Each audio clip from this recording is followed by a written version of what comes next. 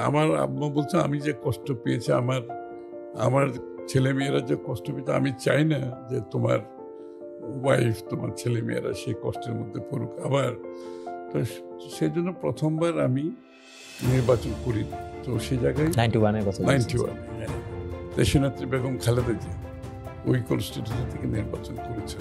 সৌভাগ্যবশত দুর্ভাগ্যবশত উনি আমাকে ডেকে বললেন আপনি আমার চিফ কোঅর্ডিনেটরের দায়িত্ব পালন করেন, কারণ ওইটা একসাথে 5টা সিট নির্বাচন করছে।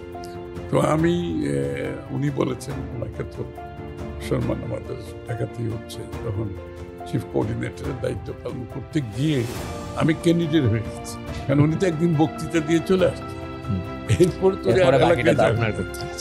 আমাকে তো একেবারে শুরু থেকে শেষ পর্যন্ত নির্বাচনী ফলাফল না নেওয়া পর্যন্ত আমাকেই অনেকটা ক্যান্ডিডেটের শুতে আমাকে স্টেপিং করতে হয়েছে।